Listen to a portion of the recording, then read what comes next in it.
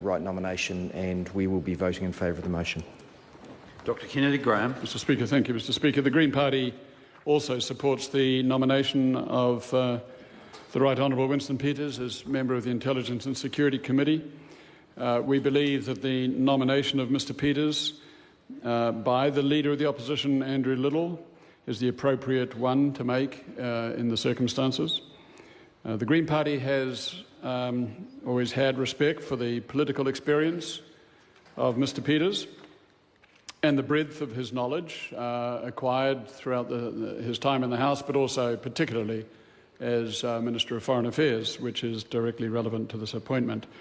The Green Party, in the course of the passage, Mr Speaker, if I may, just recall the adoption of the Intelligence and Security Act, which I believe came into force on 28 March and had its passage through the House in recent months, and it was quite recently that the Committee of the Whole was immersed in the whole issue of the structure of the security, intelligence and security apparatus of this country.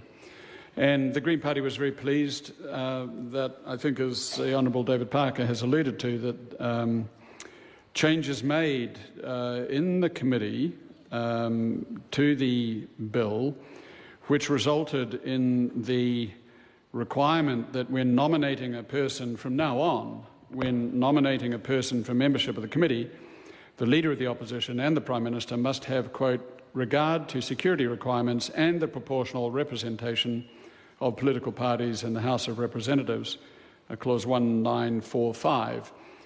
We were pleased that that was able to be adopted by the House. I think this goes a long way to getting the right balance between the national security requirements of this country and the regard for different angles from which the people of New Zealand, represented by the political parties in this House, bring to bear on the issue of national security and the relationship of that to human rights, not least the rights of privacy in this country.